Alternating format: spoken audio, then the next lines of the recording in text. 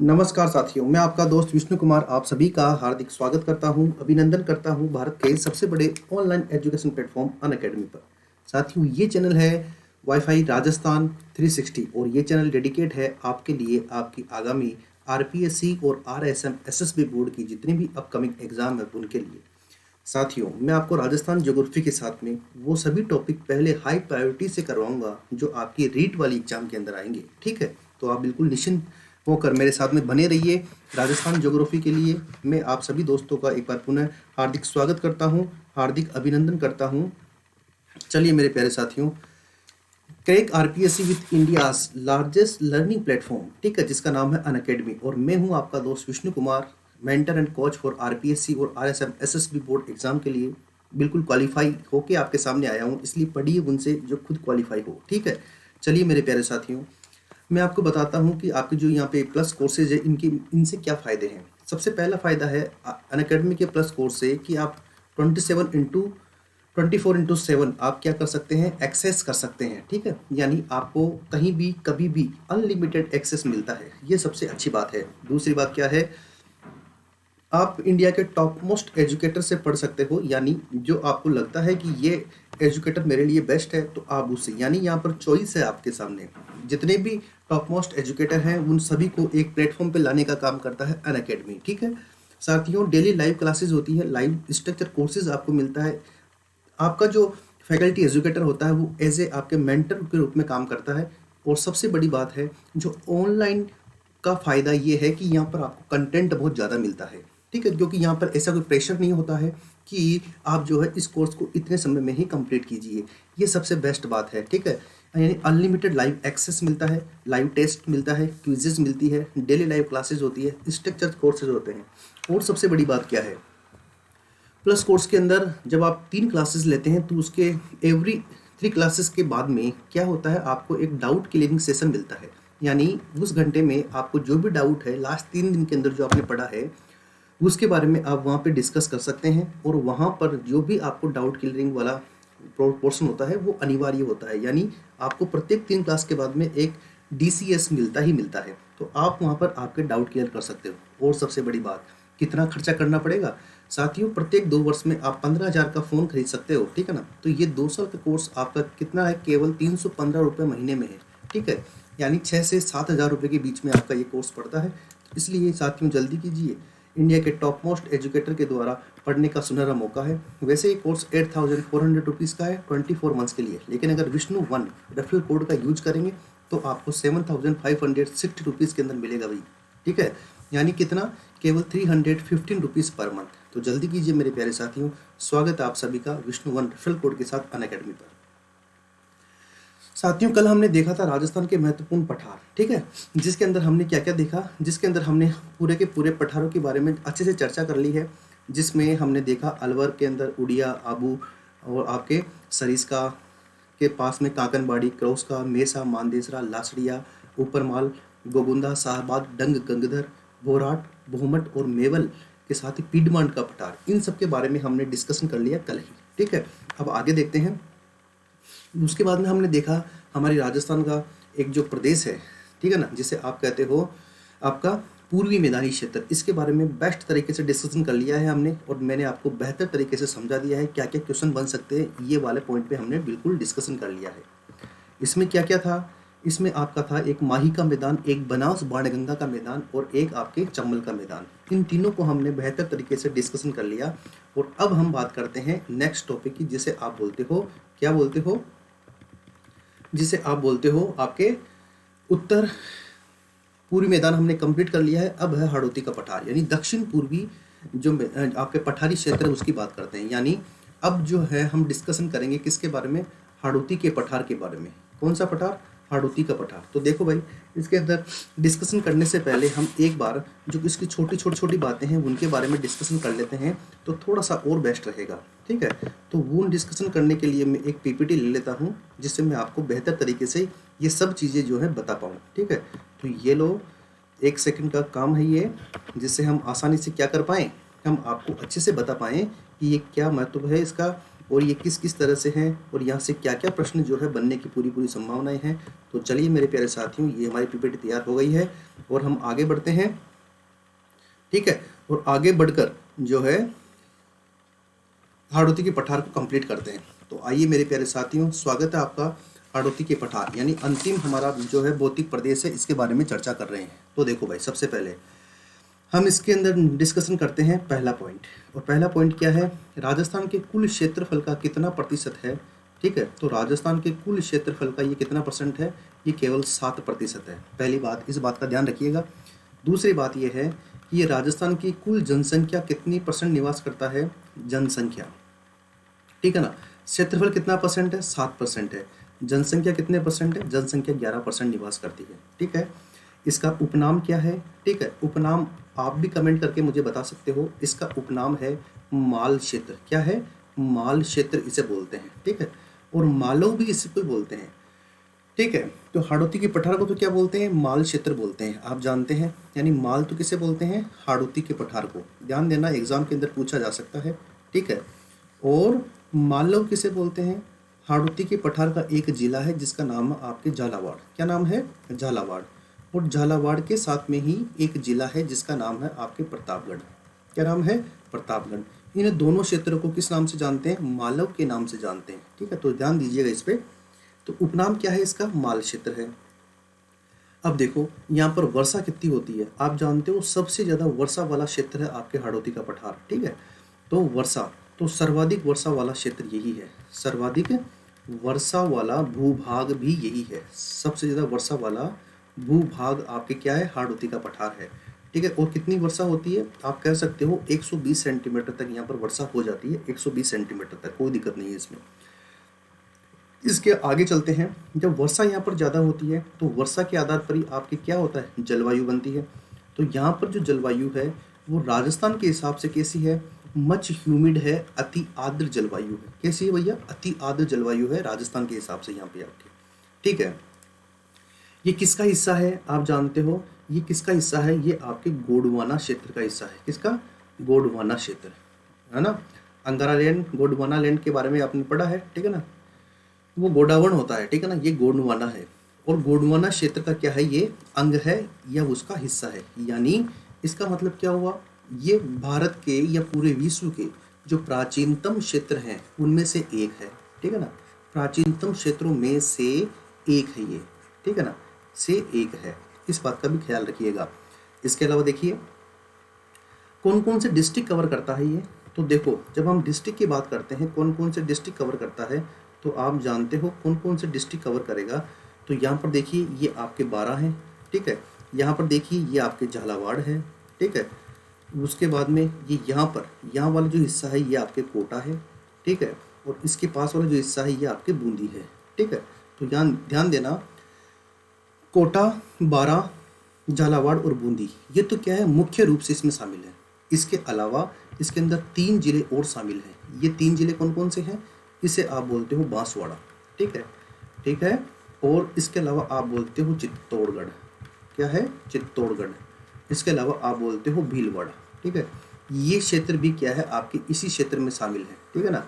यानी बांसवाड़ा, चित्तौड़ और भीलवाड़ा, ये वाला भी एरिया इसके अंदर ही शामिल है। अब चूंकि बांसवाड़ा के ऊपर जिस प्रतापगढ़ आ गया तो वो तो ऑटोमेटिक इसके अंदर शामिल हो गया है, ठीक है। तो इस तरह से इसके अंदर ये मुख्य रूप से स्थित जिले हैं, ध्यान देना इस बात को, ठीक है। तो ये शामिल है आपके किसमें, हाड़ौती के पठार में।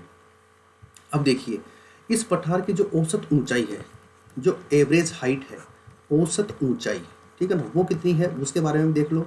इस पठार की जो औसत ऊंचाई है वो है आपके 500 मीटर। यानी और औसत ऊंचाई कहाँ से मापते हैं, हम समुद्र तल से मापते हैं। कहाँ से मापते हैं भैया, समुद्र तल से। इसकी औसत ऊंचाई कितनी है, 500 मीटर है, यानी आधा किलोमीटर इसकी औसत ऊंचाई है। इस बात का ध्यान रखिए। इसके अलावा और क्या महत्वपूर्ण बात है तो वो भी देख लो भाई। इसके अंदर बहुत सारी महत्वपूर्ण बातें हैं, जैसे ये जो क्षेत्र है ना, इस क्षेत्र की खास बात क्या है, ये आपके सर्वाधिक नदियों वाला क्षेत्र है, सर्वाधिक नदियों वाला क्षेत्र है। ध्यान देना इस बात पे, सर्वाधिक नदियों वाला क्या है, ये क्षेत्र है, ठीक है। और इसके अलावा देखिए ये सर्वाधिक वर्षा वाला क्षेत्र है, सर्वाधिक नदियों वाला क्षेत्र है, सर्वाधिक वर्षा वाला क्या है, ये क्षेत्र है। क्योंकि ये तो होना ही है, जहाँ पर ज़्यादा वर्षा आएगी वहाँ पर ज़्यादा नदियाँ बहेगी, इसमें तो कोई दो राय नहीं है, ठीक है ना। और सबसे महत्वपूर्ण बात क्या है, इसका निर्माण काल, क्या, इसका फॉर्मेशन एज, यानी इसका जो है निर्माण काल, हमने देखा था प्लीस्टोसीन, प्री कैम्ब्रियन, ठीक है ना। इसका निर्माण काल है आपका कार्बोनीफेरस, क्या है भैया, कार्बोनीफेरस, ठीक है। तो ये इसका निर्माण कब हुआ था, कार्बोनीफेरस काल के अंदर इसका निर्माण हुआ था, ठीक है। तो ध्यान देना, कार्बोनीफेरस इसका निर्माण काल है। और इसका निर्माण हुआ कैसे, ये भी देख लो एक बार, इसका निर्माण कैसे हुआ। तो इसके निर्माण के अंदर आप ध्यान रखना, इसका निर्माण जो हुआ है ये आपके बेसाल्ट लावा से हुआ है। किससे हुआ है, बेसाल्ट लावा से, ठीक है ना। यानी ये जो है पहले एक हाड़ौती का जो पठार है ये एक ज्वालामुखी पठार था।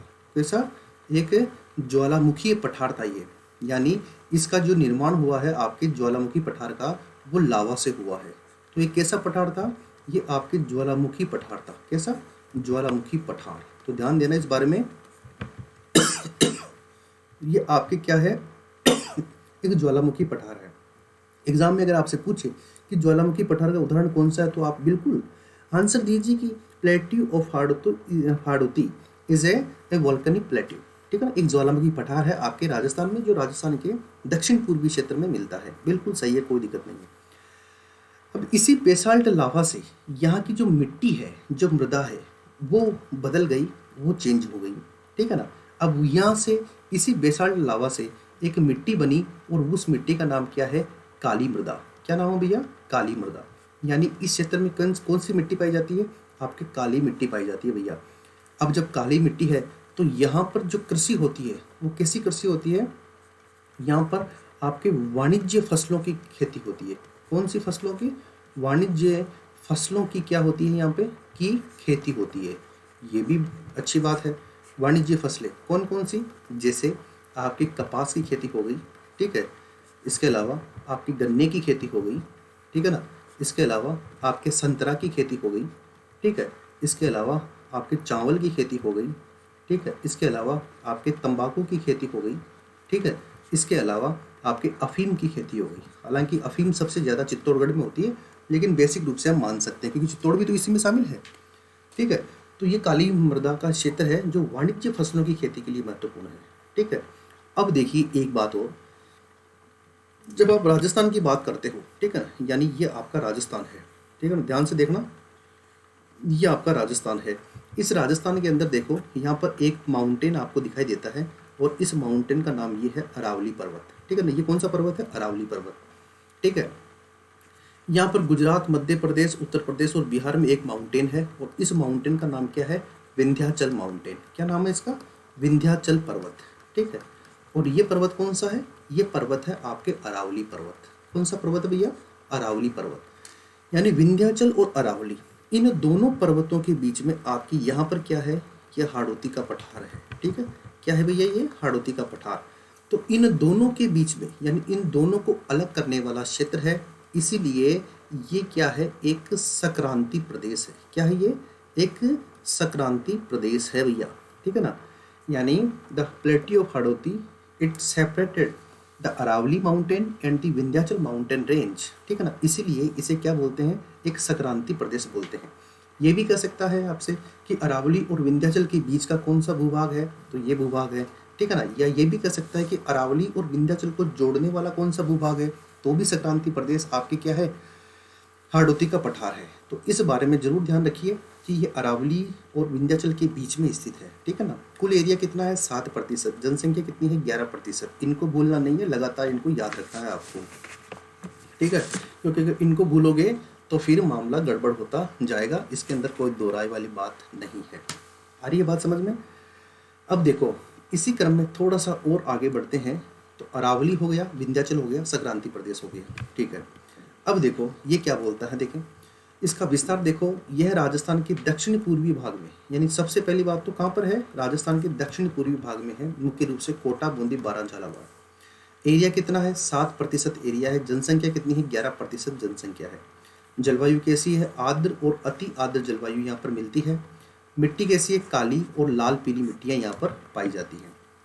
इस क्षेत्र में देखो कपास, गन्ना, चावल, खट्टे फल, रसदार फल, सब्जियां आदि का मुख्य उत्पादन होता है। झालावाड़ में संतरा सर्वाधिक होती है, इसीलिए झालावाड़ को राजस्थान का नागपुर कहते हैं। क्या कहते हैं भैया? राजस्थान का नागपुर कहते हैं, ध्यान देना इस बात पे। ठीक है, इसे राजस्थान का क्या बोलते हैं? नागपुर बोलते हैं। खनिज की बात करें तो यहाँ पर धात्विक खनिज और अधात्विक दोनों ही प्रकार के खनिज मिलते हैं। कोटा में कोटा स्टोन मिलता है, भीलवाड़ा में अभ्रक मिलता है, कोटा टोंक के अंदर तांबड़ा, इसके पास वाला क्षेत्र है इसलिए लिख दिया यहाँ पे, तांबड़ा मिलता है। मुख्य रूप से यहाँ पर साल के वृक्ष, सागवान के वृक्ष, जामुन के वृक्ष, आम, आपके बरगद, रोहिड़ा आदि के वृक्ष मिलते हैं। महुआ मिलता है, ठीक है ना। महुआ को आदिवासियों का कल्प वृक्ष बोलते हैं और बांस को हरा सोना बोलते हैं। ये सभी वनस्पति यहाँ पर मिलती है मुख्य रूप से, ठीक है। यहाँ पर अगर आपसे पूछे कि किस प्रकार के वन मिलते हैं तो यहाँ पर आपको पता है शुष्क सागवान वन मिलते हैं। कैसे? शुष्क उष्णकटिबंधीय शुष्क सागवान वन यानी ड्राई टीक फॉरेस्ट यहाँ पर मिलते हैं। और ये जो फॉरेस्ट है आपके कुल वनों का, यानी कुल वनों का लगभग कितना परसेंट है? 7% है। और यहाँ पर 3 महुआ, ठीक है ना, एक तो महुआ, एक आपके सागवान यानी टीक और एक आपके गुलर, ये 3 प्रकार के जो वृक्ष हैं ये बहुत ज़्यादा मात्रा में यहाँ पर मिलते हैं। ये एग्जाम के अंदर पूछा गया है। आपके राजस्थान अध्ययन की जो पुस्तक है उसके अंदर इस बात को लिखा गया है, तो इस पर विशेष गौर फरमाइएगा आप, ठीक है। चीज़ों को छोड़ना नहीं है, बेहतर तरीके से कंप्लीट करते जाना है, ठीक है। और क्योंकि अंतिम रूप से हमें क्या चाहिए? हमें सफलता चाहिए ही चाहिए, ठीक है। अब आगे देखते हैं। वर्षा 80 से 120 सेंटीमीटर होती है और इसको जो है हम 2 भागों में बांट सकते हैं, एक तो दक्कन का लावा पठार और एक विंध्यन का गार, ठीक। तो आ जाओ एक बार हम इसको 2 भागों में बांट देते हैं। ये आपका क्या है? प्लेट्यू ऑफ हाड़ौती है, ये हाड़ौती का पठार है, ठीक है। इस पठार को हम 2 भागों में बांट देते हैं, एक भाग ये और एक भाग ये, ठीक है। ये है आपके दक्कन का लावा पठार, दक्कन, ठीक है ना। दक्कन का क्या है? ये लावा पठार है। एक भाग ये हो गया, दूसरा हो गया आपके विंध्यन कगार, ठीक है ना। विंध्यन कगार, कगार को क्या बोलते हैं? स्कॉर्पलैंड बोलते हैं, ठीक है ना। स्कॉर्पलैंड, SCARPLAND, स्कॉर्पलैंड यानी कगार, ये उसी का अंश होता है आपके पहाड़ी क्षेत्रों का ही, ठीक है। अब इसके अंदर देखिए, इसके अंदर मुख्य रूप से कौन कौन से क्षेत्र आते हैं? इसके अंदर आता है आपका मालव क्षेत्र। कौन सा क्षेत्र आता है? मालव।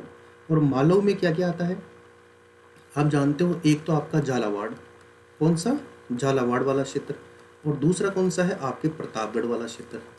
तो झालावाड़ और प्रतापगढ़ इसमें आता है। और जो आपके कोटा हो गया, बूंदी हो गया, बारा हो गया, वो जो शेष क्षेत्र है, ठीक है ना, वो सारा का सारा शेष क्षेत्र आपके किस में आता है? विंध्यन कगार में आता है। नोट करना और ध्यान देना इस बारे में। दक्कन का लावा पठार, झालावाड़ और प्रतापगढ़ और विंध्यन कगार आपके शेष क्षेत्र में शामिल है, ठीक है। आगे देखो, यहाँ पर क्या मिलता है? यहाँ पर आपको स्लेटी पत्थर मिलता है। क्या मिलता है? स्लेटी पत्थर मिलता है। इसके अलावा यहाँ पर आपको बलुआ पत्थर भी मिलता है। क्या मिलता है?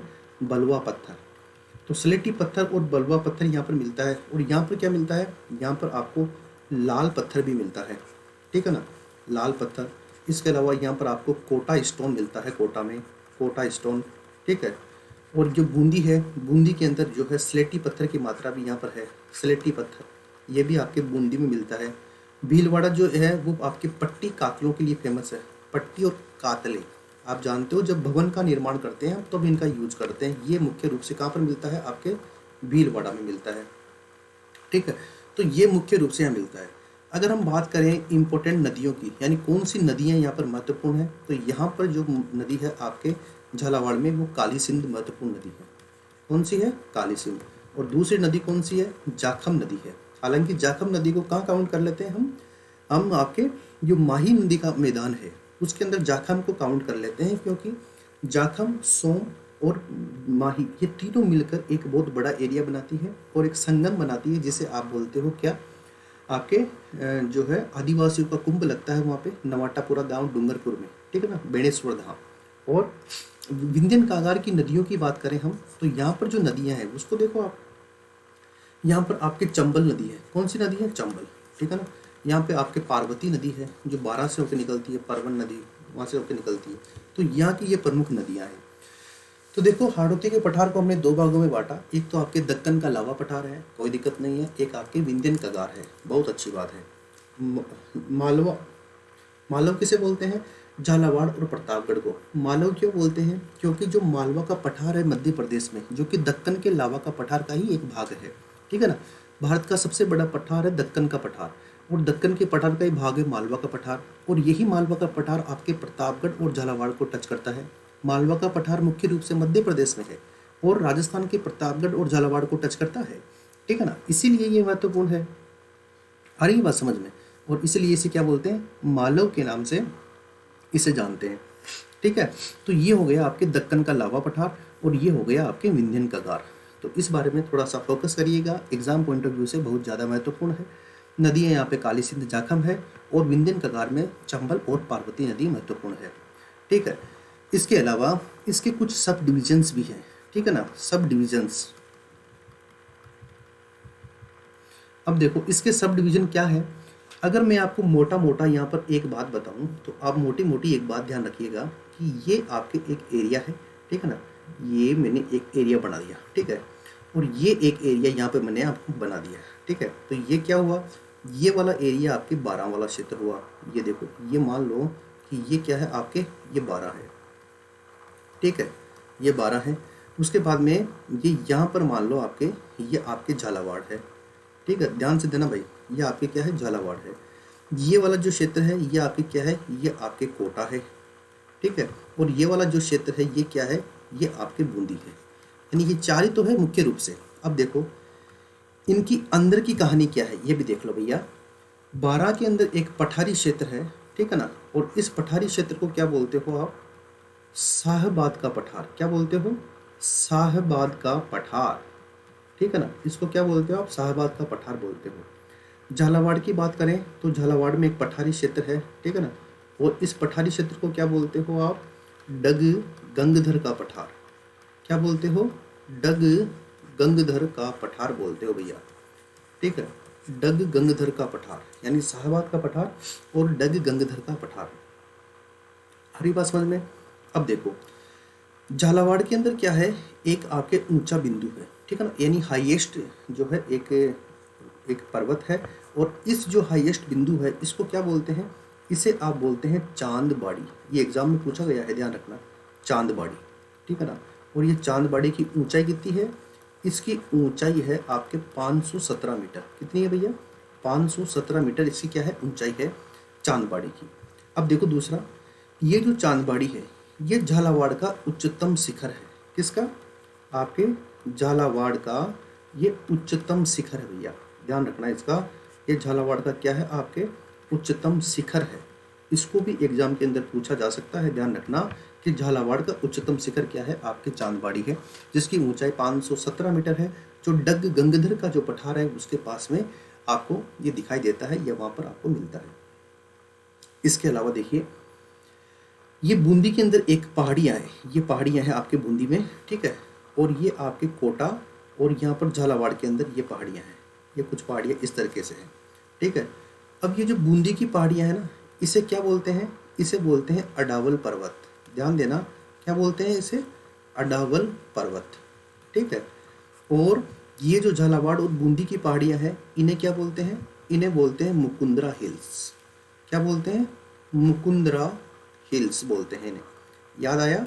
मुकुंदरा हिल्स जो आपके राजस्थान का तीसरा टाइगर रिजर्व है, ठीक है ना। पहला कौन सा है? रणथंभौर। दूसरा कौन सा है? आपके सरिस्का। और तीसरा कौन सा है? मुकुंदरा।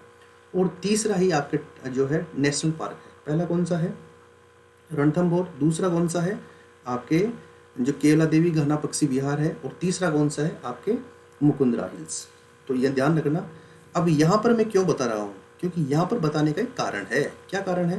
कि झालावाड़ और ये जो झालावाड़ और कोटा की मुकुंदरा हिल्स है ये, और जो आपके बूंदी की अडावल पर्वत है ये, इन दोनों को मिलाकर क्या बोलते हैं? इन दोनों को मिलाकर बोलते हैं अर्धचंद्राकार की पहाड़ियाँ, ठीक है ना। कौन सी? क्रिसेंट शेप हिल्स, अर्धचंद्राकार पहाड़ियाँ बोलते हैं इन्हें, ठीक है। तो ये इस बात का ध्यान रखिएगा, इन्हें बोलते हैं अर्धचंद्राकार पहाड़ियाँ।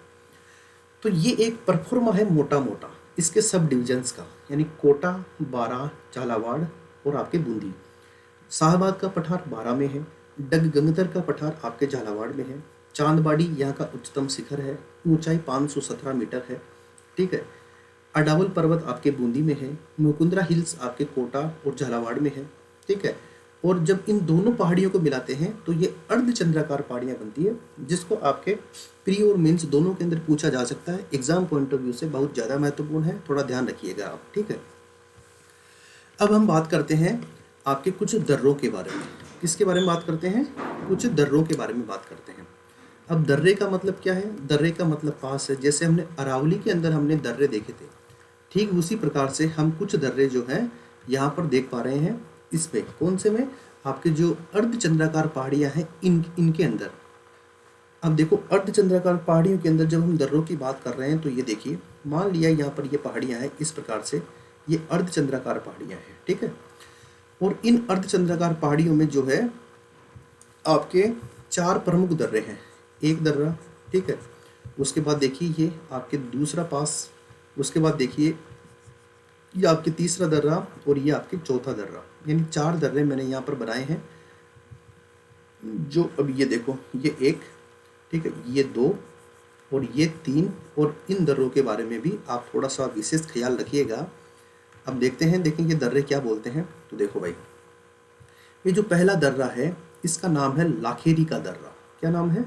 लाखेरी। लाखेरी बूंदी में है और आप जानते हो दर्रा। दूसरा जो दर्रा है इसका नाम है आपके चेतावास का दर्रा। क्या नाम है? चेतावास दर्रा।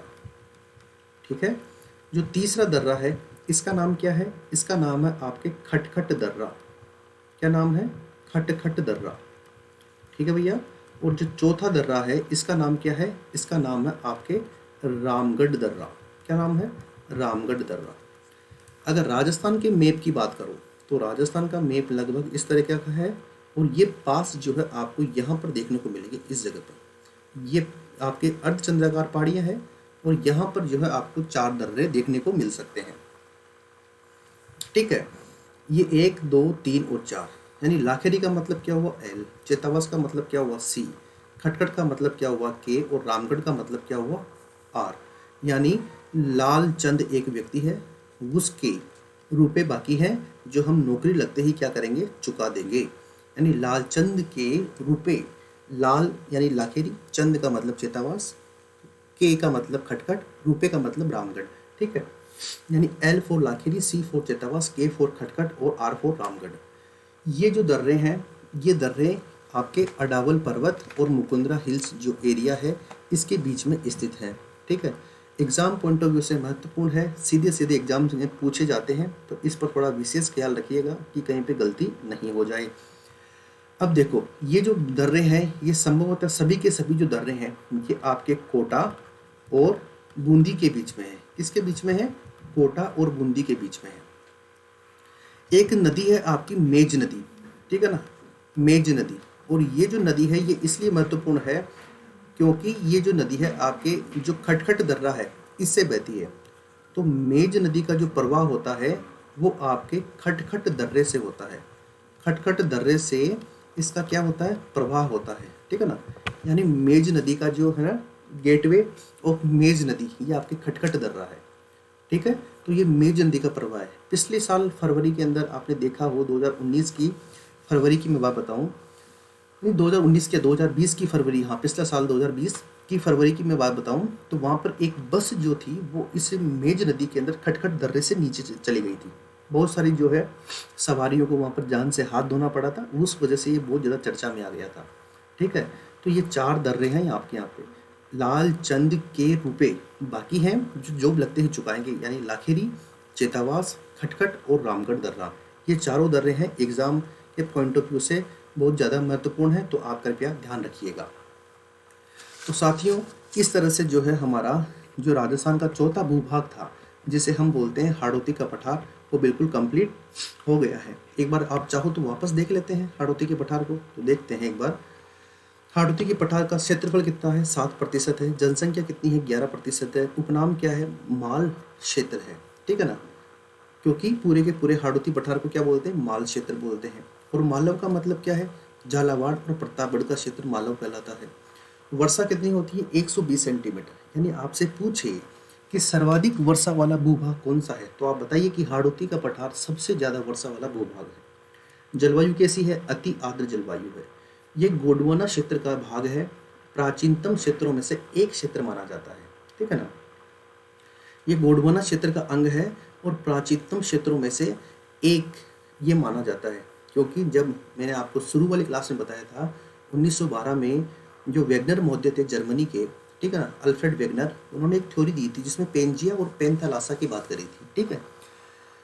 तो जो वो पेंजिया और दो भागों में टूटा था, अंगारा लैंड और उसका दक्षिणी भाग क्या था? गोंडवाना लैंड। तो यही गोंडवाना लैंड है आपके हाड़ौती के पठार वाला हिस्सा, ठीक है ना। वर्षा 120 होती है, इसलिए अति आर्द्र जलवायु मिलती है।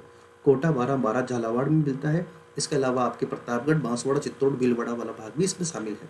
औसत ऊंचाई 500 मीटर है। सर्वाधिक नदियों वाला क्षेत्र है, यानी भूभाग है। और सबसे ज़्यादा वर्षा वाला ये आपके भौतिक प्रदेश है। निर्माण काल कौन सा है? कार्बोनिफेरस। निर्माण कैसे हुआ? बेसाल्ट लावा से हुआ। ये एक ज्वालामुखी पठार है। बेसाल्ट लावा से कौन सी मिट्टी बनी? काली मिट्टी बनी, जो किसके लिए फेमस है? वाणिज्यिक फसलों के लिए फेमस है। वाणिज्य फसलें कौन सी होती है? जिनका हम व्यापार करते हैं, यानी उद्योगों को कच्चा माल देती है, जैसे कपास, गन्ना, संतरा, चावल, तंबाकू, अफीम आदि। हाड़ौती प्रदेश को क्या बोलते हैं? संक्रांति प्रदेश बोलते हैं, क्योंकि ये किसके बीच में है? अरावली और विंध्याचल पर्वत के बीच में है, इसलिए इसे क्या बोलते हैं? संक्रांति प्रदेश बोलते हैं। चलिए, ये बात भी सही है कि इसे हम क्या बोलते हैं? संक्रांति प्रदेश बोलते हैं।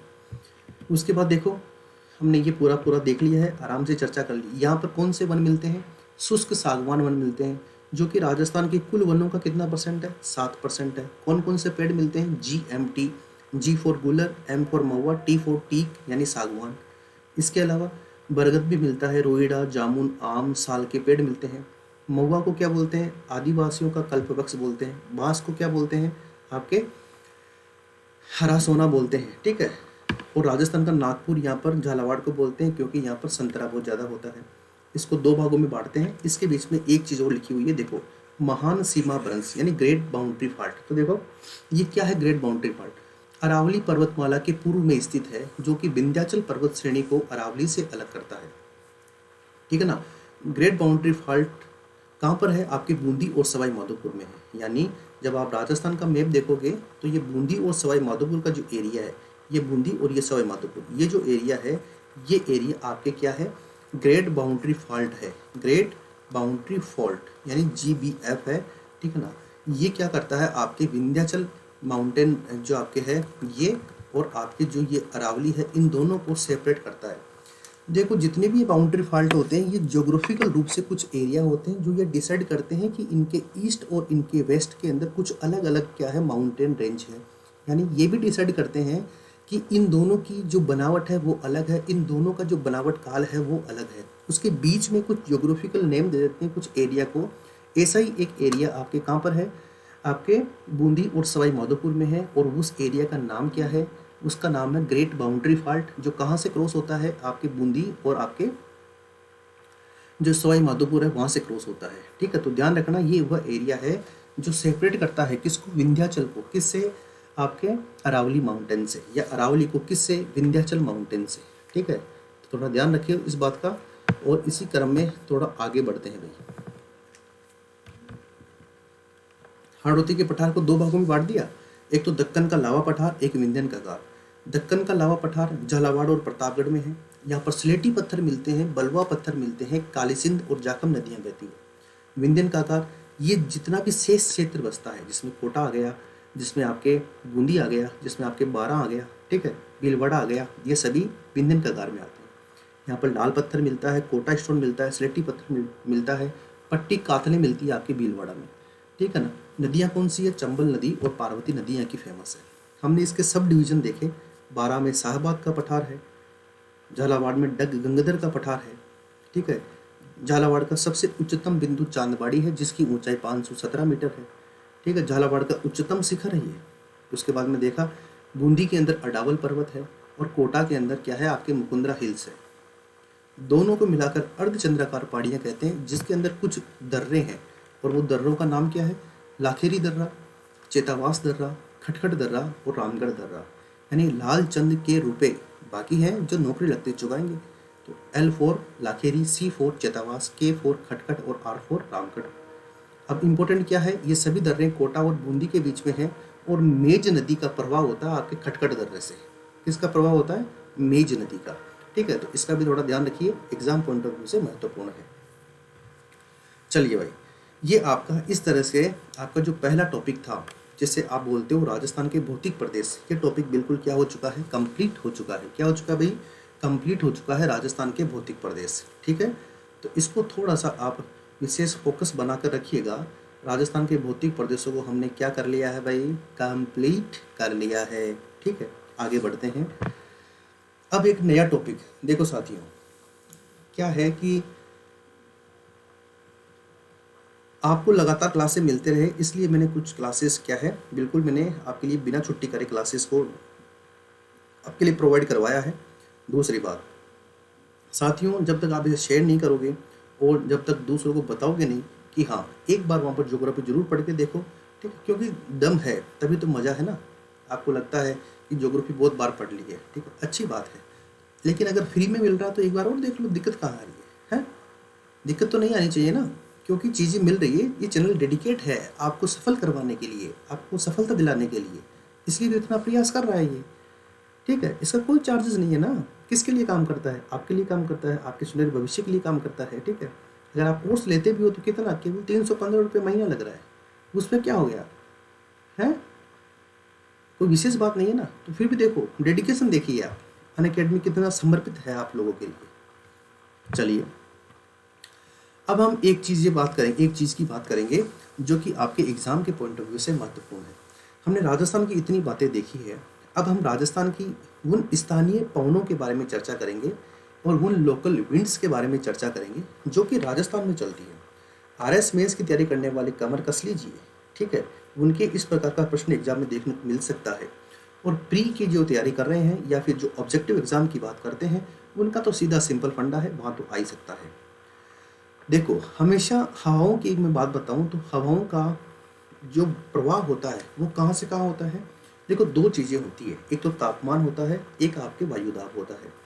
जैसे जैसे सूर्य कर्क रेखा की तरफ बढ़ता है, वैसे वैसे हमारे उत्तर भारत के अंदर तापमान जो है वो बढ़ने लगता है।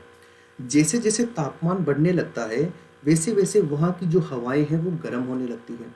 जैसे जैसे हवाएं गर्म होने लगती है, वैसे वैसे हवाएं हल्की हो जाती है, क्योंकि जो भी चीज़ गर्म होती है वो चीज़ हल्की हो जाती है, और हल्की होने के बाद में वो चीज़ ऊपर उठती है। जैसे ही वो चीज़ ऊपर उठती है तो वहाँ पर जहाँ से वो हवा उठी है वहाँ पर निम्न वायुदाब का स्थान बन जाता है। तो जहाँ उसके आसपास जहाँ पर उच्च वायुदाब रहता है, वहाँ से हवा निम्न वायुदाब को बराबर करने के लिए हवा चलती है, और इसी कारण उच्च वायुदाब से निम्न वायुदाब की ओर हवा का प्रवाह होता है। उसे ही हम क्या बोलते हैं? उसे हम विंड बोलते हैं, उसे हम पवन बोलते हैं। सीधी सिंपल कहानी है, कोई विशेष बात नहीं है। यानी उच्च वायुदाब से निम्न वायुदाब। उच्च वायुदाब कैसे हुआ? निम्न वायुदाब कैसे हुआ? जैसे ही सूर्य का तापमान बढ़ा, वहाँ की हवा जो गर्म हो गई, गर्म होते हल्की हो गई, हल्की होते ऊपर उठ गई, तो जहाँ से ऊपर उठी है वहाँ पर अब न्यून वायुदाब हो गया।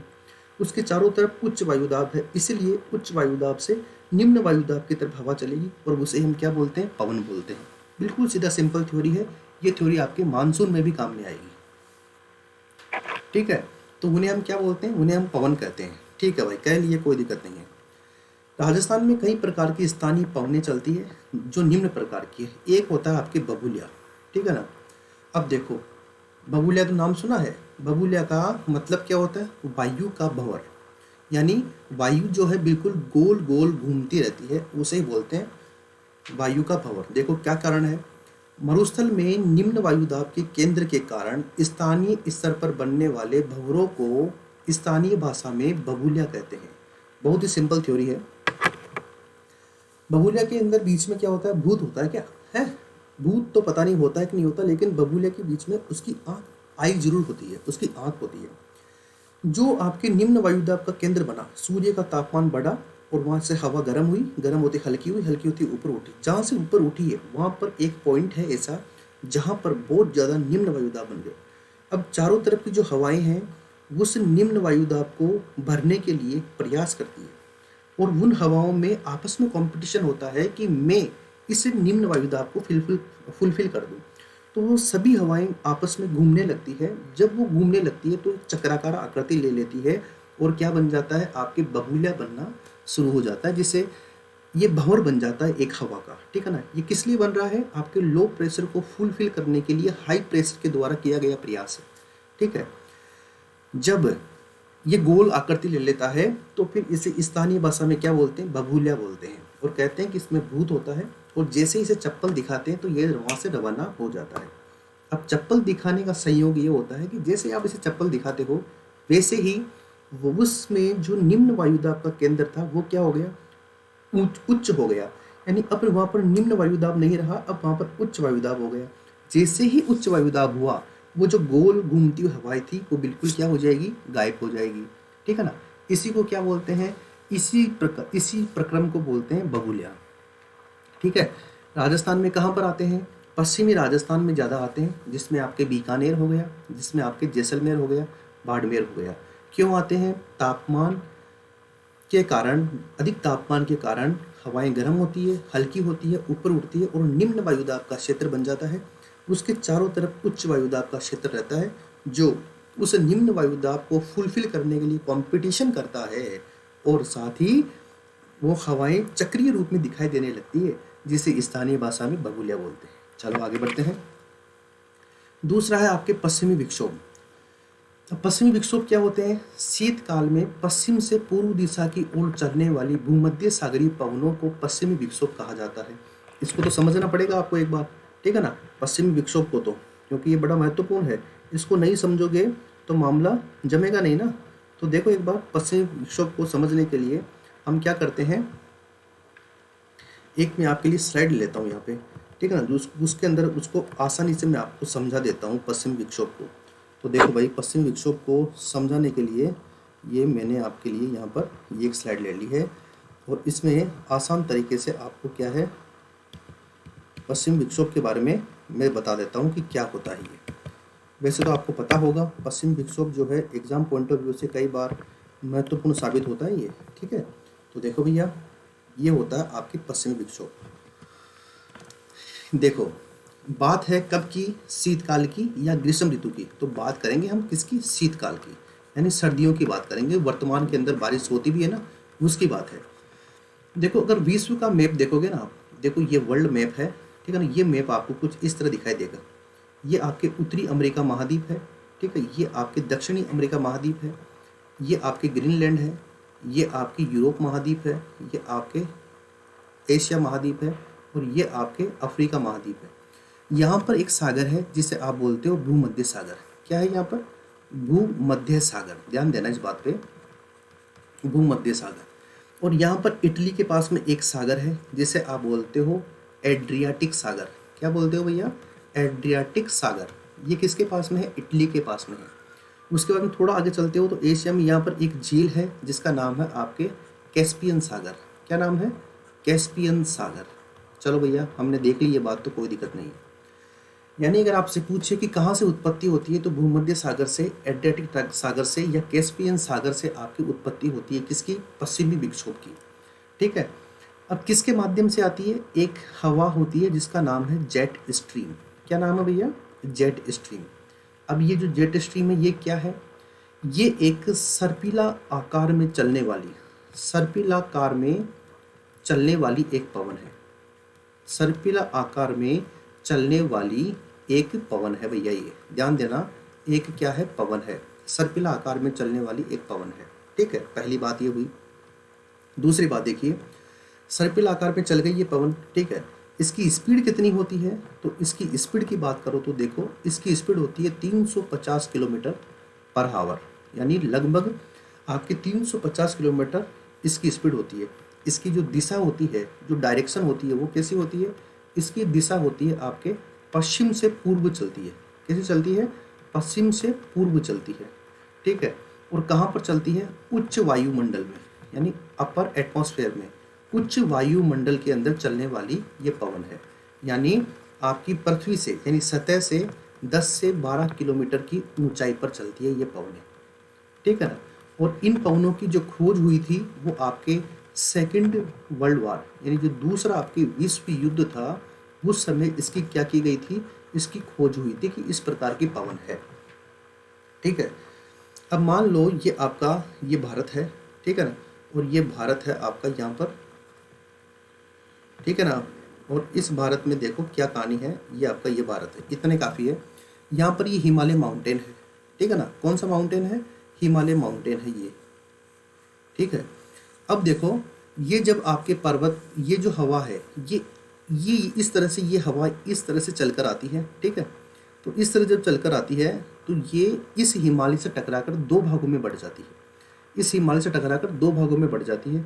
एक इसका भाग आपके इधर ये गंगा के मैदान में, ठीक है ना, और एक इसका भाग आपके ये तिब्बत के पठार पे, कौन सा पठार पे, ये तिब्बत के पठार पे, ये तिब्बत का पठार है, ठीक है, और ये क्या है आपके गंगा का मैदान है, गंगा का मैदान, ठीक है। अब चूंकि ये जो पवन है ये कहाँ से आ रही है, ये आपके एड्रियाटिक सागर से आ रही है, ये आपके भूमध्य सागर से आ रही है, कैस्पियन सागर के ऊपर से आती है। कैस्पियन सागर सबसे बड़ी आपके स्थल आपद्ध झील है, पता ना आपको, पूरे विश्व की सबसे बड़ी। तो यहाँ से क्या करती है, ये आर्द्रता ग्रहण करती है, क्या ग्रहण करती है, यहाँ से इन तीनों जगह से ये क्या ग्रहण करती है, आपके आर्द्रता ग्रहण करती है, ठीक है, और आर्द्रता ग्रहण करती है और हिमालय से टकराकर दो भागों में बढ़ती है। एक भाग तो हमारे उत्तर के विशाल मैदान के अंदर आ जाता है और एक भाग आपके तिब्बत के पठार के ऊपर चला जाता है। तो जब गंगा के मैदान के अंदर जो इसकी शाखा आती है वो वर्षा करती है, क्या करती है भैया, वर्षा करती है। और ये वर्षा कब करती है, ये वर्षा करती है आपके शीतकाल में। कब करती है, शीतकाल में, ठीक है ना। कहाँ पर वर्षा करती है, आपके उत्तरी भारत में। कहाँ पर, उत्तरी भारत में। और उत्तरी भारत के अंदर भी सबसे ज़्यादा कहाँ पर, आपके हरियाणा क्षेत्र में, ठीक है, आपके पंजाब क्षेत्र में, ठीक है, और आपके राजस्थान वाले क्षेत्र में ये बारिश करती है। और राजस्थान में कहाँ पर करती है सबसे ज़्यादा बारिश, आपके श्री गंगानगर में, ठीक है, और आपके हनुमानगढ़ में, यहाँ पर हनुमानगढ़ में ज़्यादा बारिश करती है, ठीक है ना। बारिश कब करती है, वैसे तो दिसंबर में और आपके जनवरी के अंदर बारिश होती है, लेकिन अगर आपसे पूछे कि सबसे ज़्यादा बारिश कब होती है, तो जनवरी के अंदर सबसे ज़्यादा बारिश होती है पश्चिमी विक्षोभ से, ठीक है। कौन सी फसल को महत्वपूर्ण है, किस फसल के लिए, आपके रबी की फसल के लिए महत्वपूर्ण है। और रबी में भी कौन सी फसल, आपके गेहूं की फसल के लिए महत्वपूर्ण है, क्योंकि गेहूं कैसी फसल है, आपके शीतोष्ण कटिबंधीय फसल है। तो कैसी, शीतोष्ण कटिबंधीय फसल है, यानी इसको थोड़ा ठंड ज़्यादा चाहिए, ठीक है ना। इसलिए इस फसल के लिए ये क्या करती है, इस फसल का उत्पादन भी बढ़ा देती है, ठीक है ना, और उत्पादकता भी बढ़ा देती है। उत्पादकता, उत्पादकता का मतलब क्या है, क्वालिटी, और उत्पादन का मतलब क्या है, क्वांटिटी, दोनों को बढ़ा देती है। इसीलिए इसके उपनाम क्या है, इसीलिए इसके उपनाम है गोल्डन ड्रॉप। क्या नाम है, गोल्डन ड्रॉप इसका उपनाम है, यानी सुनहरी बूंदे, सुनहरी बूंदे, बूंदे, ठीक है ना, गोल्डन ड्रॉप बोलते हैं, इसका उपनाम है। तो अब समझ में आ गया होगा आपको कि पश्चिमी विक्षोभ क्या होता है। विक्षोभ का मतलब ही क्या है, जेट स्ट्रीम के माध्यम से आने वाली जो ये पवनें हैं, इन्हें आप पश्चिमी विक्षोभ कहते हो भाई, बात समझ गए ना। तो बबूलिया और पश्चिमी विक्षोभ ये दोनों आपको अच्छे से समझ में आ गए होंगे, इतना मैं दावा कर सकता हूँ, इतनी मैं गारंटी दे सकता हूँ आपको, ठीक है ना भैया। अब आगे देखो, ये समझ में आ गया, ठीक है ना। सर्पिलाकार आकृति में चलने वाली एक पवन होती है जिसकी खोज सेकेंड वर्ल्ड वार के दौरान की गई थी। इसकी स्पीड 350 किलोमीटर प्रति घंटे की रफ्तार से चलती है, पश्चिम से पूर्व दिशा की तरफ चलती है, उच्च वायुमंडल के अंदर ये बहती है। वर्षा होती है शीतकाल में। उत्तरी भारत के अंदर सबसे ज़्यादा हरियाणा, पंजाब, राजस्थान, राजस्थान में भी सबसे ज़्यादा श्री गंगानगर और हनुमानगढ़। कब होती है, दिसंबर, जनवरी में, जनवरी में सबसे ज़्यादा। फसल रबी की फसल के लिए महत्वपूर्ण है और उसमें भी गेहूं शीतोष्ण कटिबंधीय फसल है, ठीक है ना। उत्पादन और उत्पादकता दोनों को बढ़ावा देती है। गोल्डन ड्रॉप और सुनहरी बूंदे इसे कहते हैं।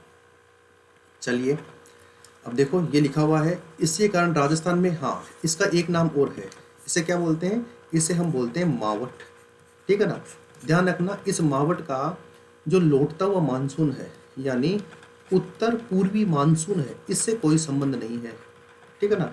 यानी मावट का उत्तर पूर्वी मानसून से कोई संबंध नहीं है, कोई संबंध नहीं है। अब आप बोलोगे ये उत्तर पश्चिमी मानसून क्या होता, उत्तर पूर्वी मानसून क्या होता है?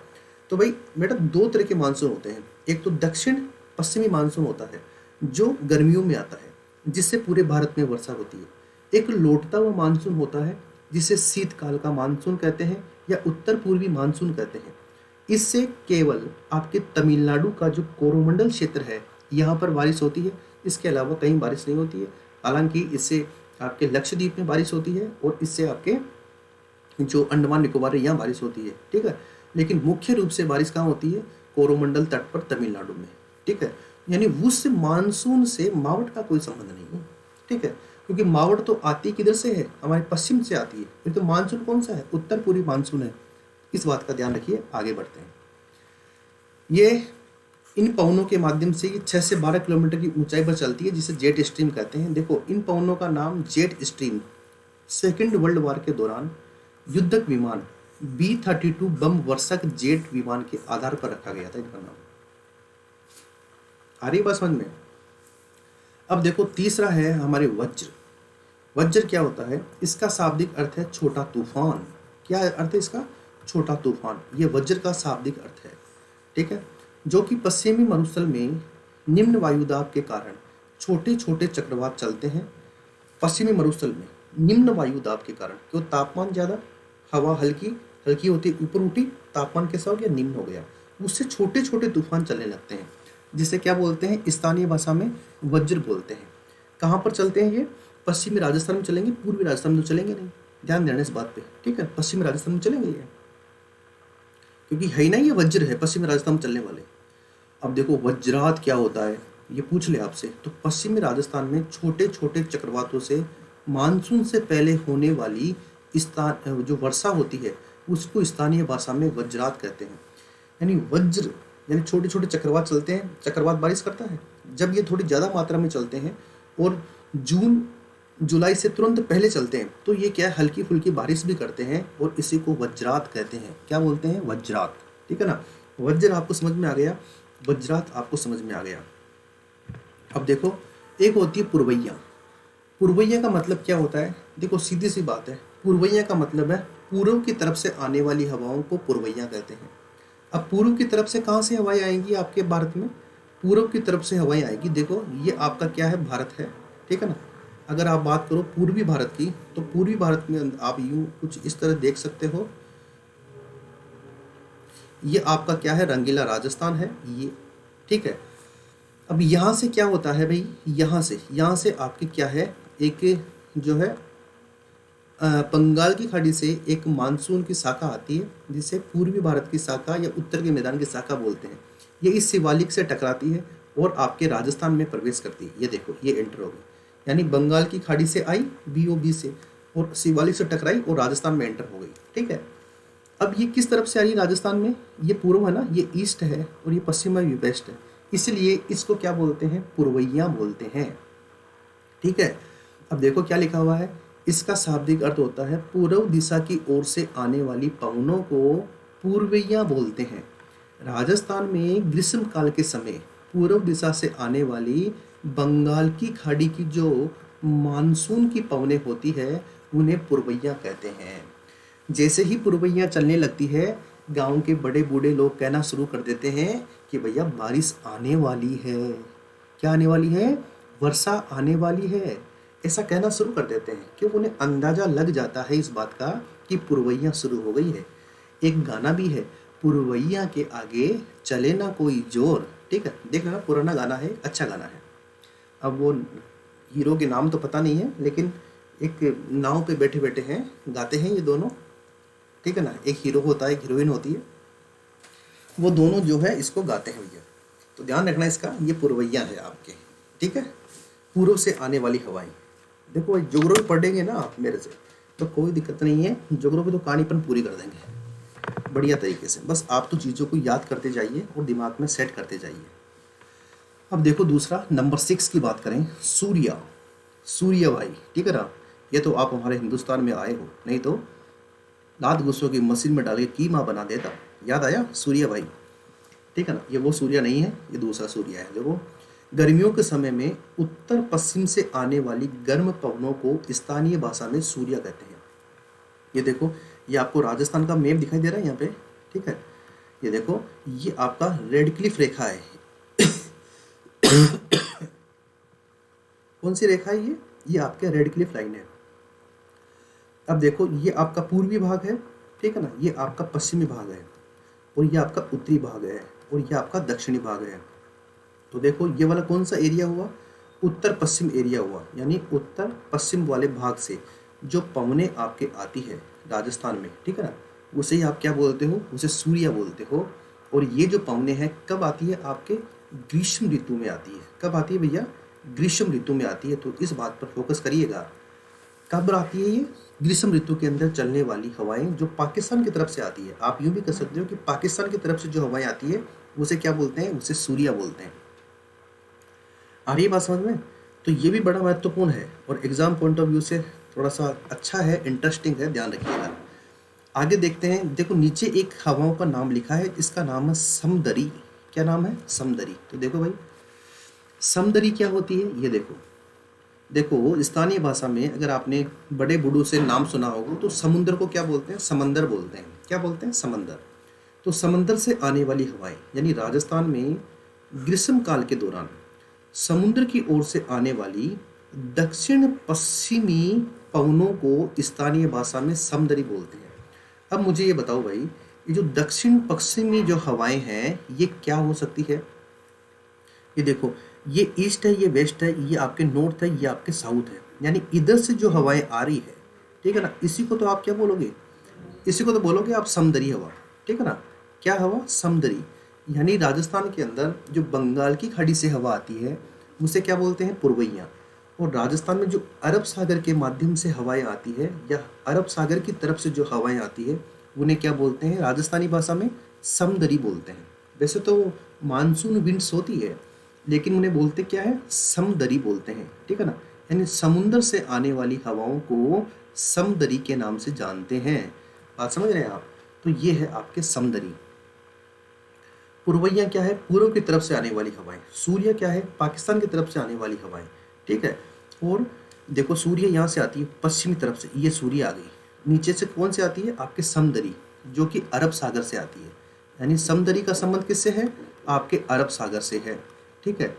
और आपके जो पुरवैया है इसका संबंध किससे है, इसका संबंध आपके बंगाल की खाड़ी से है। इसको भी नहीं भूलने का है। चलिए आगे बढ़ते हैं, क्वेश्चन पॉइंट नंबर 8 पे चलते हैं। सीली। भाई, अभी कौन सा सीजन चल रहा है, जनवरी का महीना चल रहा है। जब हम राजस्थान की जलवायु पढ़ते हैं तो हम देखते हैं कि जून का महीना सबसे गर्म होता है और जनवरी का महीना सबसे ठंडा होता है, ठीक है।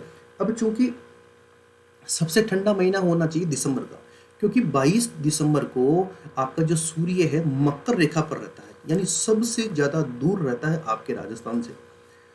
जनवरी के अंदर वो मकर रेखा से कर्क रेखा की तरफ चलना शुरू कर देता है, यानी उसकी दूरी कम हो जाती है। दिसंबर में सबसे ज़्यादा दूर रहता है, उतना दूर जनवरी में नहीं रहता है। लेकिन जनवरी में आपके साइबेरिया से आने वाली जो पवनें हैं वो राजस्थान को ठंडा कर देती है और उत्तरी राजस्थान को बड़ा चिल्ड कर देती है, ठीक है।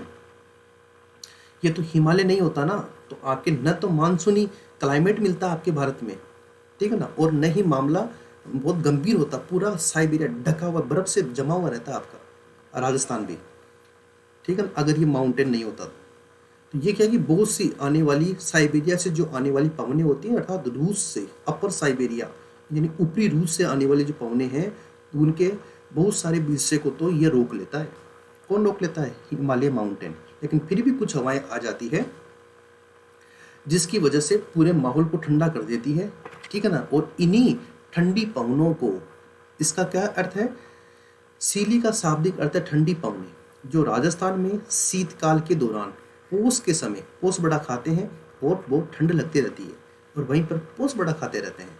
पोष माह में चलने वाली जो ठंडी पवनें हैं उसे क्या बोलते हैं, उसे बोलते हैं सीली, यानी बहुत ठंडी पवनें, ठीक है। ये हो गई सीली। 9वां, भाई दादी से या नानी से या नाना जी से या फिर दादाजी से इन चीज़ों को आपने सुन लिया होगा, ऐसी बात नहीं है। देखो ये है अगला, सिली मार्बो या फिर सिली बवेडो। सिली मार्बो क्या होता है? पोष का महीना है, ठंडी पवने चल रही है। अब ये ठंडी पवने क्या है, आपके रबी की फसल उगी हुई है और उस रबी की फसल के ऊपर जाती है, जिससे बहुत भयंकर पाला पड़ जाता है, ठीक है ना। जब पाला पड़ जाता है तो उस पेड़ पौधे की जो पत्तियां होती है ना, वो बिल्कुल मुरझाने लग जाती है, ठीक है। तो ये जो घटना होती है ना, इसे बोलते हैं सीली मार्बो। यानी मैं ये कहता हूँ और आप भी यही कहते हो कि सीली तो चले ठीक है, लेकिन सीली मार्बो नहीं होना चाहिए। यानी सिली मार्बो, यानी मार्बो का मतलब होता है मारना, सिली का मतलब था ठंड, यानी ठंड लाग रही छे, ठीक है ना, डुंडाड़ी भाषा में बोलते हैं छे, ठीक है ना। तो ये जो सिली मार्बो है, ये पोष महीने के अंदर चलने वाली हवाएं हैं। अब चूंकि रबी की फसल होती है इस समय, तो रबी की फसल के ऊपर बहुत ज़्यादा पाला पड़ जाता है और वो फसल खराब हो जाती है, ठीक है ना। उसकी पेड़ों की पत्तियां जो है मुरझाने लग जाती है। इसी कारण उसे क्या बोलते हैं, सिली मार्बो बोलते हैं भैया। क्या बोलते हैं? सिली मार्बो। ध्यान देना भाई, इंपॉर्टेंट है सिली मार्बो। पॉइंट नंबर 10 देखते हैं, तुआ या तवा। तुआ या तवा क्या होता है भाई? देखो भाई, इसका शाब्दिक अर्थ होता है गर्म पवने। तवा होता है ना, तवा या तुआ। जो दोस्त पढ़ाई करने के लिए अपने घर से बाहर रहते हैं, कुछ लोग तो टिफिन मंगाते हैं, कुछ लोग खाना बनाते हैं, तो गैस के ऊपर एक लोहे का रखते हैं, क्योंकि वो जो मिट्टी वाला तो रख नहीं सकते, क्योंकि दिन में 4 बार तोड़ देंगे उसको, क्योंकि इतने हाथ पैर काम करते हैं ठंड के अंदर, क्योंकि वो सीली हो जाती है ना, इसलिए। तो वो जो तुआ होता है ना, जो रोटी सेकते हैं, वो बिल्कुल गर्म होता है। तो ऐसी एक पवन चलती है जिसे बोलते हैं तुआ या तवा। इसका शाब्दिक अर्थ क्या होता है? गर्म पवने होती है, जो कहाँ पर चलती है? पश्चिम मरुस्थलीय प्रदेश में चलती है, ठीक है ना। और कब चलती है? ग्रीष्म ऋतु में चलती है, क्योंकि शीत ऋतु में तो चल नहीं सकती। कब चलेगी? ग्रीष्म ऋतु में चलेगी। तो वो जो गर्म पवन चलती है उसे क्या बोलते हैं? तुआ या तवा बोलते हैं। आगे देखो, पॉइंट नंबर 11, झाला किसे कहते हैं? झाला मारना। झाला का मतलब होता है, सुन रहे भैया, सुन इधर देख, इसे बोलते हैं झाला मारना। तो देखो, पश्चिमी राजस्थान में पूर्ण आंतरिक परावर्तन यानी टोटल इंटरनल रिफ्लेक्शन के कारण जो चमकती हुई मृग मरीचिका दिखाई देती है, उसे स्थानीय भाषा में क्या बोलते हैं? झाला बोलते हैं। बात समझ रहे हो आप? उसे स्थानीय भाषा में क्या बोलते हैं? झाला। सॉरी, समझ पा रहे हैं ना आप मैं क्या कह रहा हूँ? यानी पश्चिमी राजस्थान में पूर्ण आंतरिक परावर्तन के कारण जो चमकती हुई मृग मरीचिका दिखाई देती है, उसे स्थानीय भाषा में झाला बोलते हैं। इंपॉर्टेंट है, ध्यान रखिएगा। अब आगे देखो, पॉइंट नंबर 12, आथुनी क्या होती है? इसका शाब्दिक अर्थ होता है शाम के समय चलने वाली पवने। कौन सी पवने? शाम के समय चलने वाली पवनों को क्या बोलते हैं? आथुनी बोलते हैं। राजस्थान में शाम के समय जो पवनें चलती है, उन्हें स्थानीय भाषा में आथुनी कहा जाता है। ध्यान देना, इंपॉर्टेंट है और महत्वपूर्ण भी है। आथुनी किसे बोलते हैं? शाम के समय जो पवनें चलती है उसे स्थानीय भाषा में आथुनी बोलते हैं, ठीक है। इसके अलावा देखो, अरडाव क्या होता है? अरडाव, इसका शाब्दिक अर्थ होता है चिल्लाना, यानी चिल्ला मत यार, अरडाए मत। देखो, कई बार होता है हमारे ढूंढाड़ी के अंदर बोलते हैं कि बहुत ज़्यादा चिल्लाता है ना, तो उसे क्या बोलते हैं? भैया चिल्लाए मत।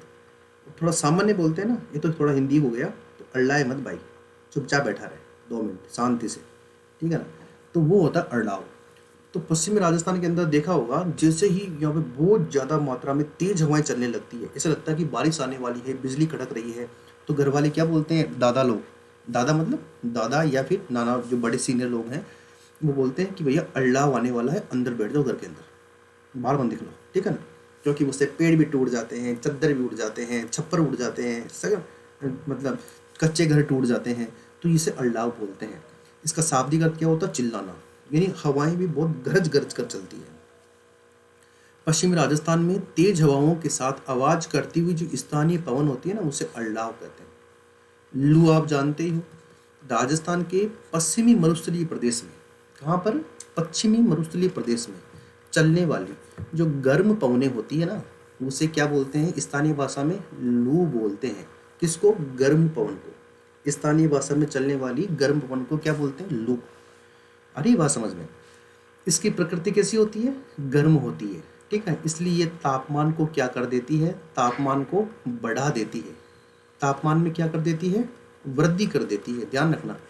जबकि जो आंधी आती है ना, आंधी के अंदर नमी की मात्रा ज़्यादा होती है, इसलिए वो तापमान के अंदर कमी कर देती है। ये फर्क है आपके लू में और किसमें, आपके आंधी के अंदर। पॉइंट नंबर 15 देखिए, दोगड़ा।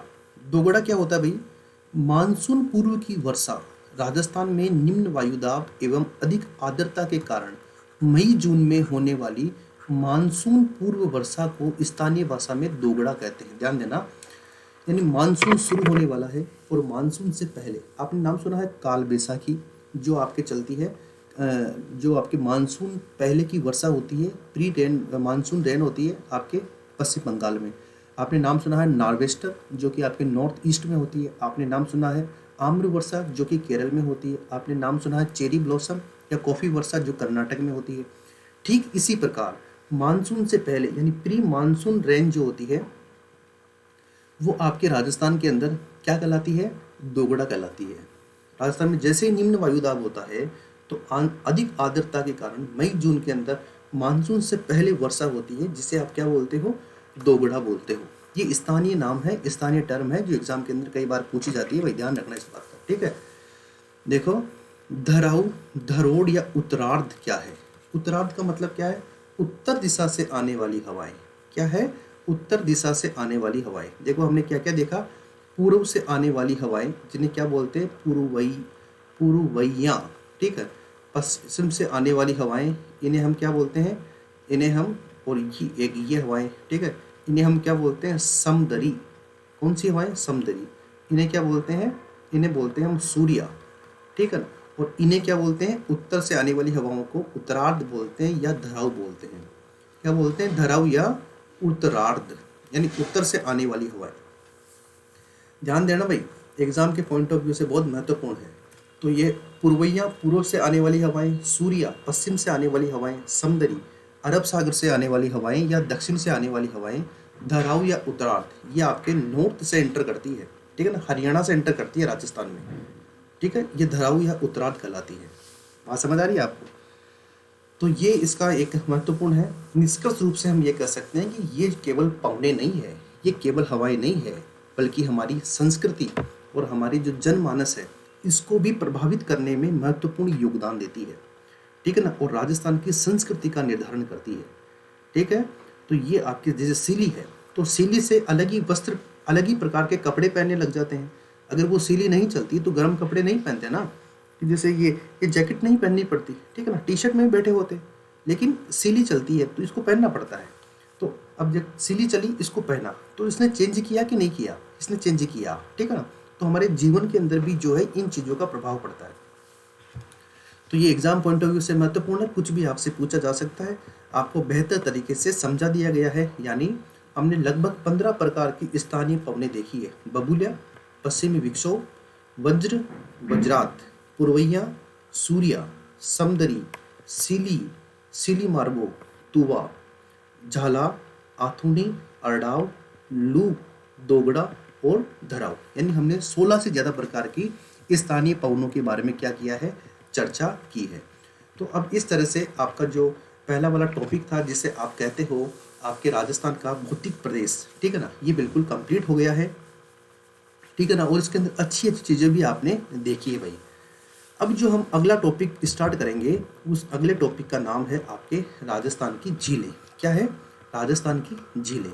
तो आ जाओ एक बार थोड़ी बेसिक चर्चा कर लेते हैं इसके बारे में, राजस्थान की झीलों के बारे में, ठीक है। तो जब राजस्थान की झीलों के बारे में पढ़ेंगे तो इसका देखो, अगर हम देखें राजस्थान के बारे में हम बात करें, तो पहले हम बात करते हैं झीलों के अंदर क्या होता है, जल होता है। क्या होता है, जल। तो एक बार जल के बारे में जरूर बात करें। तो देखो, अगर विश्व में उपलब्ध जल की मात्रा देखें, यानी उपलब्ध जल कितना है, उपलब्ध जल, अगर मान लो पूरी पृथ्वी के ऊपर 100 लीटर पानी है, तो इसके अंदर से 2.7% ही क्या है, आपके उपयोगी है। ये महत्वपूर्ण बात है।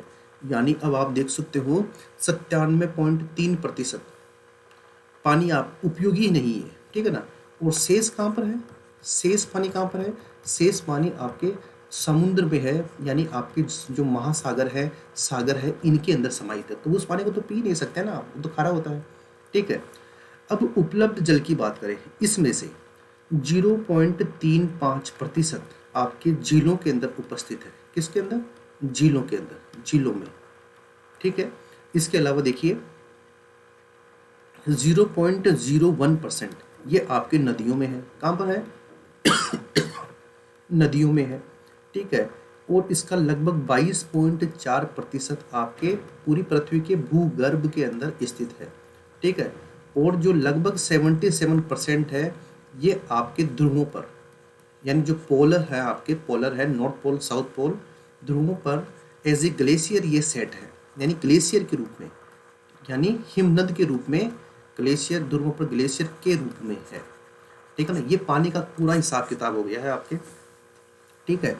कि आपके लगभग 2.7% पानी उपयोगी है पूरे विश्व में। इसका 0.35% झीलों में है, 0.01% आपके नदियों में है, 22% लगभग भूगर्भ में है, और जो आपका 77% है ये ध्रुवों पर है ग्लेशियर के रूप में। ये तो पानी की स्थिति अब आप देख लो। ठीक है ना। पानी में भी स्थिति गंभीर है, भारत की भी मान लो आप, बिल्कुल गंभीर स्थिति है। अब देखो हमने क्या किया है, इन पानी के संरक्षण के लिए कुछ पद्धतियां अपनाई है, पानी के संरक्षण की कुछ पद्धतियां अपनाई है। ठीक है ना। आज तो खाली नाम देखेंगे, इनकी चर्चा इसके आगे करेंगे। तो देखो क्या है ये, आपने नाम सुना है टांका। ठीक है ना। आपने नाम सुना है कुंडी। ठीक है। आपने नाम सुना है नाडिया, नाडी। आपने नाम सुना है जोहड़, जोहर नहीं जोहड़। ठीक है। आपने नाम सुना है खड़ीन। ठीक है। आपने नाम सुना है तालाब। ठीक है। आपने नाम सुना है बेरी, जिसे आप कुई भी बोलते हो। क्या बोलते हो? कुई। ठीक है ना। इसके अलावा आपने नाम सुना है बावड़िया। ठीक है। इसके अलावा आपने नाम सुना है नेहटा। ठीक है। इसके अलावा आपने नाम सुना है झालरा। ठीक है। इसके अलावा आपने नाम सुना है मदार। इसके अलावा आपने नाम सुना है टोबा। ठीक है। ये सभी आपके क्या है, जल संरक्षण की पद्धतियां हैं, इनके बारे में भी पता होना आपको आवश्यक है। देखो टांका क्या होता है, पश्चिमी राजस्थान के अंदर हम बात करें तो पश्चिमी राजस्थान के अंदर सीमेंट का एक होज बना देते हैं। सामान्य हिंदी में क्या बोलते हैं? होज। और वैसे क्या बोलते हैं? होद। ठीक है ना। जैसे दवात बोलते हैं, वैसे जैसे जग बोलते हैं।